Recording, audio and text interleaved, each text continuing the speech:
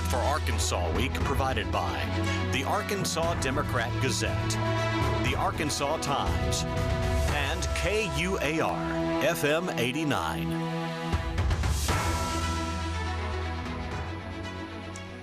Hello, everyone. I'm Donna Terrell for Arkansas Week. Governor Sarah Huckabee Sanders' education legislation is now heading to the Arkansas House of Representatives. The long-awaited bill was filed late Monday. Then on Wednesday, the LEARNS Act advanced out of the Senate Education Committee. And then on Thursday, the full Senate approved the bill. Ahead of the start of debate, Sanders spoke Tuesday in the Capitol Rotunda at an event marking Homeschool Day. For those students that have been trapped in failing schools just because they live in the wrong zip code, this will be a game changer. And for those parents who want to homeschool their kids but can't afford it, the Education Freedom Account program will finally allow them to give their children the tailored homeschooling that they need and frankly that they deserve.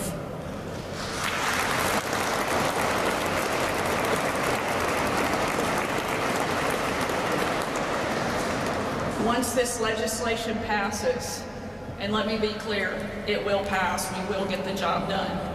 Education Freedom Accounts will open up to our neediest families first, and in 3 years it will be available to every family in the state of Arkansas. But many lawmakers say the process is moving too fast and not allowing adequate time for discussing the specifics. Joining me to talk about Senate Bill 294 are Senate President pro tempore Bart Hester, and a Republican of Cave Springs, and Senator Clarke Tucker, a Democrat in Little Rock. Thank you, Senators, so much for joining me to have this discussion. I guess first off, Senator Hester, I just want to hear your thoughts about the bill and how it's played out in committee and then how it played out in the Senate. Well, we're just really excited about the opportunity that we're given to public school teachers in the largest raise probably in the history of our country to public school teachers, from $36,000 to $50,000 minimum. So we're just really excited for the public school teachers of Arkansas. We're excited for all students of Arkansas who are going to get opportunity here. And, anytime I've learned in politics over 10 years, if someone can't argue the merits of the bill, they argue process. And so that's really the arguments that we're hearing is process, but not merits of the bill. So this is a great day for teachers and students in Arkansas. Senator Tucker, would you agree with that? I think there's plenty to talk about in terms of both substance and process. I think the process is unprecedented. This is a major education reform, and there's plenty to like in the bill, as Senator Hester said, with teacher pay raises, which I strongly support.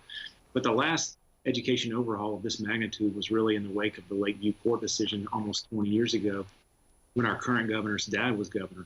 And at that point, they had a special session devoted solely to education, and that lasted for weeks. This is a 144-page bill that was introduced on Monday, and we essentially had one business day to read it on Tuesday before it was litigated in committee on Wednesday and then passed off the Senate floor yesterday. So I do think that's unprecedented. And there are, again, there's a lot that I like in the bill, but I do have some concerns, and I'm happy to talk more about those as our conversation goes on this morning. Well, just listening to the soundbite that we aired at the beginning of this broadcast with Governor Sanders, she said that the bill will pass. She said, trust me, it will pass. And it sounds like, Senator Hester, it is going to pass. I mean, it just sailed right through the Senate, even with a lot of debate. Well, I shouldn't say a lot of debate, but a lot of arguments, a lot of yelling, a lot of people concerned about different aspects of this. Do you have any concerns at all about what some of the people are saying about this and how they feel it could actually hurt teachers and it could have a dramatic impact on public schools in a negative way? I certainly want to listen to all concerns, and we hear that. I just do not know how paying teachers $50,000 instead of $36,000 hurts them. I heard many teachers make that argument that they fear that will harm public schools by paying teachers more money, and I just disagree. We're going to continue to focus on paying our teachers what they deserve. We're going to continue to focus on students, and virtually everything in this bill is focused on student success all student success, homeschool, private school, public schools, children. It's focused on student success. Well, let's talk a little bit about school choice and how that can have an impact on students. And correct me if I'm wrong, but when I think of school choice, and this is outside of homeschooling, when I think of school choice and students having an opportunity to go to private schools, it sounds to me, and again, correct me if I'm wrong, but it sounds to me that we're really talking about the diverse areas of the state. So this would be the heavily populated areas like Pulaski County, Little Rock, Bentonville, Springdale, those areas. But when you talk about some of the other areas of the state where there really aren't a whole lot of private schools, where is the school choice in that? Well, the school choice in that is, do you want to homeschool? Do you want to and I did say outside of homeschooling. So outside of homeschooling, where is the school choice for these students?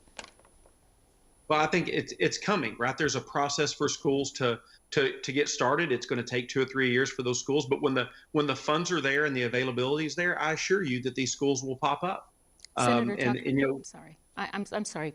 You can complete your thought. I thought you were finished. No, that's it. I'm just confident that these schools will start when there are the resources in the rural area. We're not going to confine kids to a failing school or a situation that doesn't work for them just because of their zip code. Senator Tucker? Well, I think just to go off what the clip of the governor that you showed of children being trapped in failing schools. If you take a map of Arkansas and economic affluence and you overlay it with a map of test scores, they're virtually mirror images of each other. What that means is that it doesn't take into account the needs of the child when they show up to school. And a lot of times when you have a so-called failing school, which is the term the governor used, it's really in an area where there's a lot of low-income residents. And school choice does not solve for poverty. Poverty is at the center of a lot of these issues. I made this point on the Senate floor yesterday, but there's one charter school operator here in Pulaski County, my home county, called Academics Plus. They have one elementary school in Maumelle that has 23% of kids that are low poverty, and that school gets an A grade from the Arkansas Department of Education. Same operator, same curriculum, same devoted teachers. They have a school in Scott where 69% of the kids are low income. And that school receives a D from the Arkansas Department of Education. So school choice does not solve for poverty. And as you mentioned, Donna, this is kind of more, at least for now, geared toward high population areas like Pulaski County, where I live and where I represent in the Senate. In Pulaski County, we have 134 publicly funded schools by 19 different operators. So we already have quite a bit of school choice here in Pulaski County. That does not include, to your point, homeschool or virtual school. And we've heard a lot of discussion this week about how our current school system has failed Arkansas students. Well, our current system has a whole lot of school choice. So we've heard a lot of talk about school choice, but that in and of itself does not improve education or solve for poverty. Senator Hester, how do we solve the poverty issue? And does this bill address that at all? Well, this is an education bill, not a poverty bill, and we're doing a lot on both of those issues. We're going to continue to focus on the students. And really, we're not going to confine them to an area based off their zip code or because it's failing, or we're going to allow each parent to determine what is very best for their child. And it may be that they want to go to that school, right? I'm from a rural area. I'm from Green Forest, and I would have never wanted to be anything other than a Green Forest Tiger, even if there was other options in my school district or in my area. And that's what's going to be the best fit for most students in Arkansas is our public schools. But it is not the best fit for every student. And that's what we have to realize, that students do not, they don't all fit the same box in the same scenario, even students from the same families. So we've got to give families the ability to know where their student should go and what the best education is. I've got some families in my district that a kid goes to private school, a kid goes to homeschool, and a kid goes to public school.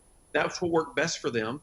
And we're allowing that for every student in Arkansas, not just students with families with means. And Senator Hester, you said that the vast majority of students would potentially go to public schools. You don't think this bill hurts public schools in any way? No, I think it's a great thing for public schools, right? When you're paying your teachers more, it's the largest single increase in public school spending in the history of Arkansas. I mean, I just don't understand how when we are just sending tons more money into public schools, how people claim it hard. that it's hard for public schools. The reality is there are some public schools that are scared to be challenged. I would ask them, why do kids want to leave your school? Why are you scared that students are going to leave and money is going to leave your school? And if you need to really understand, if they're going to leave your school, why? Figure out why and fix it. Competition is healthy for everyone involved. I'm in Northwest Arkansas. I'd put our public schools up against any public schools in the country. We also have great private schools, and my kids choose to homeschool 3 weeks or 3 days out of the week, and they go to a private school 2 days. That's the choice that works for my family. And you know, and I'll be honest with you, I don't think anyone's going to argue over paying teachers more. I think the vast majority of people feel like teachers should make more money. But let's just talk about the Fair Dismissal Act for teachers. Removing that, there's been a lot of pushback from teachers saying, you know, this bill shouldn't do that. And I think, you know, even bigger than that, when we look at this bill, there's so much good in it, just based on what people are saying about it. And then there are others that are saying, yeah, but you snuck in all of that stuff that's not so good, like the Fair Teacher Dismissal Act. Yeah, I'm hearing from teachers, they are so grateful that we're putting that in. And they're grateful because they're saying, I'm giving an A+ effort. I'm doing the very best I can. A teacher across the hall from me is lazy or not doing their job, and we're making the same money. And so I'm hearing from teachers that they are happy about this being removed, because they know, the teachers that know that they're working hard and they're doing an excellent job have no concerns. And then they also can be rewarded for their great work. Senator Tucker, do you agree with that? I don't. I think I've heard from hundreds of teachers who are extremely concerned about the removal of the Teacher Fair Dismissal Act, because especially when you pair it with some of the other language in the bill that is not great about indoctrination, which I think is an insult to teachers. There's no indoctrination taking place in the state of Arkansas. But when you remove any due process for a teacher to be fired, which is really what the Teacher Fair Dismissal Act is, they're worried that something they say in their classroom might cause them to lose their jobs, and they'll have no recourse. Because as the bill stands right now, there is no due process for any public school employee, teacher or otherwise, when they either lose their job or when it comes time for contract renewal in the summer. So, I mentioned this. I will say real quick, Donna, I'm working with the governor's office on making sure that there is some bare minimum due process in for teachers and public school employees. And to their credit, they are open to including that in the bill and an amendment when it gets to the House. So I do think that's going to get in there. I'm hopeful about that. It's not as strong as the Teacher Fair Dismissal bill. And that's where I was going with that for you, Senator Hester. When this gets to the House, that particular aspect of the bill may look different. Do you think it should? Based on everything that you've heard from the teachers who support it to the teachers who don't, do you think there might be a little revision that needs to happen to that aspect?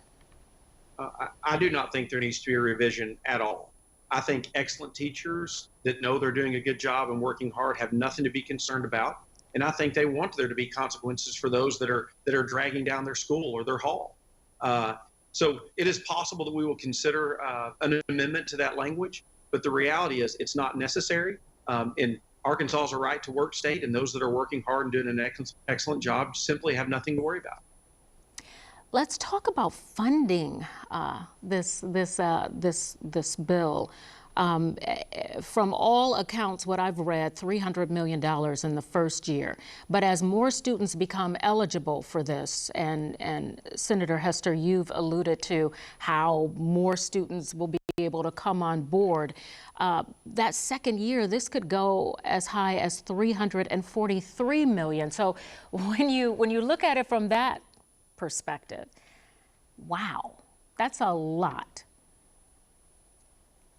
It is a lot of money, and it shows how much we care. But it is shocking to me, for the first time in more than a decade, I hear my colleagues from the other side of the aisle scared we're spending too much money on public education. But I reject their opinion of that. We're spending the right amount of money. Our kids are worth it. Our teachers are worth it. And we're going to find a way to find this money. We have the money. We're going to prioritize it in our budget because we value our teachers and our students. And I reject the other side of the aisle's position that we're spending too much money on our kids. And I don't think anyone would argue that, except when you say public education. We're spending this money on public education. We're actually spending this money on more than public education. We're spending it on private education and homeschooling. Well, again, that is absolutely true. But, I'm talking about 90 to 95% of the money, and you want to talk about 5%. I'm happy to do that. There's a small percent of our money that's going to education that will go to private schools and homeschools, and it absolutely should. And I would argue more should go to private schools and homeschools. But if you want to talk about the 5% rather than 95%, I'm happy to do that. The reality is this is the largest increase in public school funding in the history of our state. It's the largest increase in education spending in the history of our state. Senator Tucker, is it really 5% and 95%?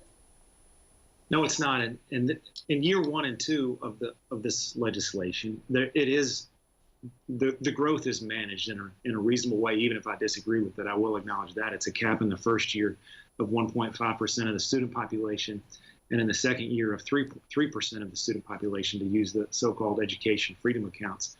But then in year 3, as Senator himself mentioned, it'll be open to every single family in Arkansas.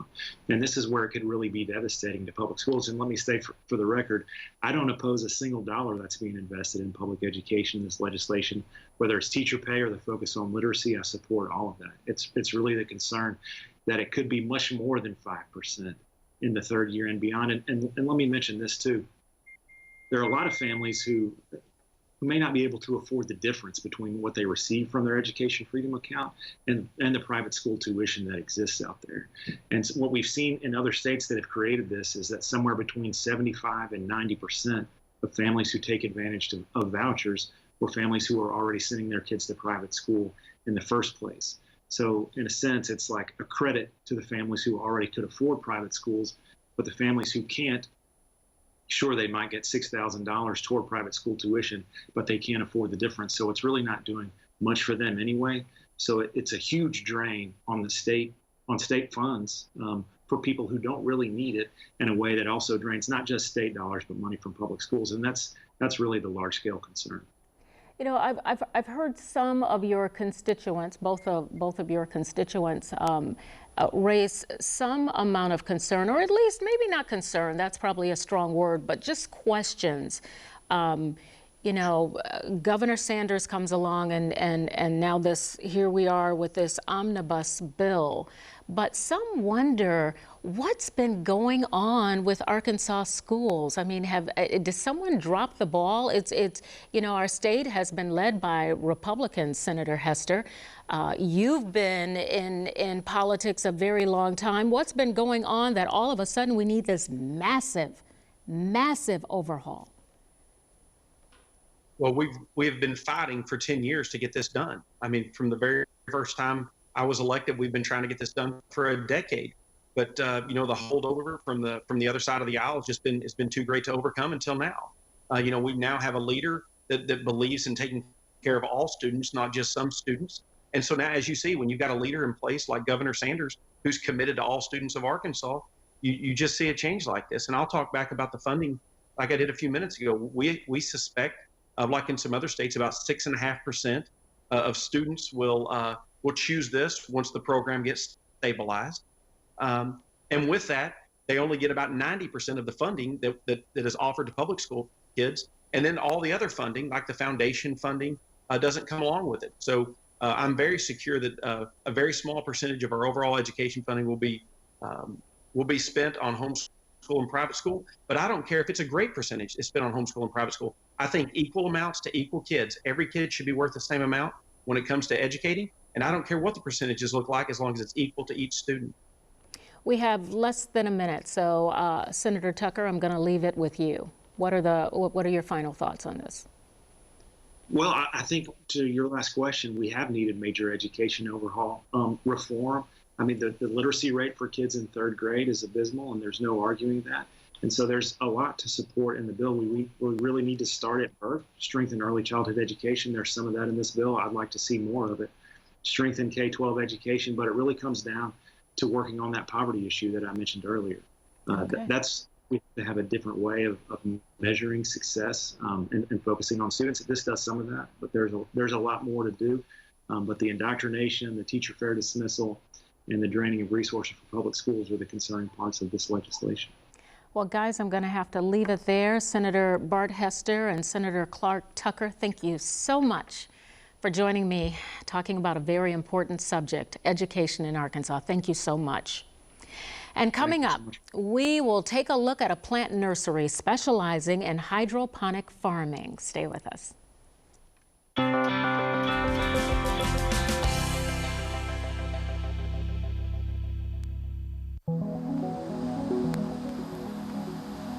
I grew up in a farming community in Newport as a young boy, and my grandparents, they had an acre farm, which is a lot. You know, the aunts and uncles and everybody came over and farmed. It was ingrained in us. My name is Rob Galloway. We're at the nursery here in Little Rock, Arkansas. We are a nursery that has a farm component to it. We're the only hydroponic and homebrew supply store in Central Arkansas. It's merged the farm with the residential retail sales. And I've been telling a lot of people that, you know, we're trying to just farm and trying to teach people to farm. That's really my goal here. All of our lettuce production and those foods are grown with hydroponic nutrients. And so I'm supplying the nutrients to the water. Hydroponics is really just growing plants in a soilless medium. I mean, it can be just rock wool, cocoa core, any kind of, just pebbles. You know, so you just put the plant into the medium, and then you get the water with nutrients in it. So that's really all it boils down to. It's lettuce, it's leafy greens, you know, right now. And so we can do, you know, bib lettuce, romaine lettuce, all the curly ones, all the red ones, you know, collard greens, turnip greens. We can do bok choy, Swiss chard, herbs, anything you really want to grow. Tomatoes, cucumbers, squash, zucchini. I've done pumpkins, watermelons. We sell to some restaurants here locally, any kind of food bank or any kind of nonprofit. And the purpose of farming is great because you're bringing something to life, you're managing it, you're sharing it with others, you're bringing people together. It has a lot of the boxes that you check. So in hydroponics, we're really a water quality control company. You know, that's the way I kind of look at it. If my water's great, and then my plants are happy. You have to start with your source water, and you just make sure that the pH is balanced. So then you add your nutrients. If it's too much, you're gonna make them sick. And if you starve them to death and don't put enough nutrients in the water, then they're gonna do the same thing. They're just gonna starve to death. So you find that magic number for whatever crop you're growing, and then you get the right amount of nutrients in there. Shooting for a target around 1,600. I have a little acronym that's called DEEP Lawns. Lawns would be lights, air, water, nutrients, and seeds. You have to have all of those to grow plants, right? And then the DEEP would be the disease, energy, equipment, and pest. Those are some of the critical failure points, right? Those are some of the things that's going to take out your farm. You're going to have success if you just do the basic water things, right? Just trial and error, DIY, a few cycles of just doing the water, seeing how it goes. My plants aren't growing, you know, they're short, they're not doing right, they're sick, and it's really you just start diagnosing the symptoms at that point. Online, there's a million videos out there. This is just basic 101 stuff. I mean, and people will have success with it. It's just gonna be how much yield based on your farm, which could be your bedroom or 25 greenhouses. On a home level, you know, hydroponics can be as grandiose as you would want it or as simple as you want it. You can have it just so it's on a rack, on a table, on a shelf, or the plant just sits in the water, one plant. Or you could scale it to a Sam's rack that you could get off the shelf and then put 150 plants on there. So you can scale it to whatever you want to at home. A 2-foot by 6-foot rack with 4 shelves, you can get 36 plants harvested on one shelf. So if you dedicate 2 of those shelves for your grow space, you can get 72 plants on there. And so really, you know, 20 plants a week would not be out of the question, 30 plants a week, 40 plants a week. It's just really how well you are at managing your tool as a farmer. If you talk about what's important in hydroponics, it uses 90 to 95% less water, right? I mean, we are in drought issues. The second one is that it opens up all boundaries. You can grow when the soil's not good, if it's rocks, if you don't have the land, et cetera, all of those things. But the third one is really just gonna be about the quality. The reports say that your produce can lose 50% of its nutritional value within the first 24 hours of being harvested. We can harvest it today and get it to you. Hydroponics can bring that step closer to you getting more of the nutritional values from it. With the hydroponics, you'll get faster yields, you know, so you're gonna get a bigger plant that grows faster, that's healthier, and then it can be harvested whenever you want it. Another thing hydroponics does is get you indoors those extra levels of protection from these crazy weather swings we're having right now. If you're into tech stuff, I mean, I'm into automation, and so all my farm is getting built around automation.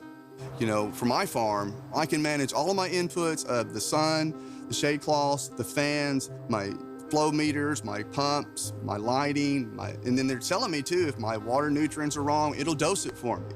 So the redundancy's getting put into place, so it really increases yields by decreasing some of the symptoms because you can catch them earlier. Right now, we make a really good product. We keep our nutrient levels constant. You know, we keep all the system constant. And there's only like 3 of us working here at this nursery. That's it. 7 days a week. I mean, 1,000 plants a week is totally doable in this greenhouse with one person. Moving a lot of customers through here is doable with 1 or 2 people. Some of the challenges that we face in hydroponics industry is just getting people to adopt it, just getting them to do it at a home level. Hydroponics, what it does, it opens up boundaries. And you know, if you don't have big money and big opportunities and you can't go get big land, do you have a spare bedroom? We can provide for our families by growing. And if we can start at our home and start growing individually, then you can help your neighbors. People are wanting to try to get into farming, and this is a great way to do it without spending a lot of money. And if you don't have those big ag deals, like we said, you can go and start in your home. This segment of Good Roots is made possible by support from Acre Trader. And that concludes our program. I'm Donna Terrell. Thanks for joining me. I'll see you again next week.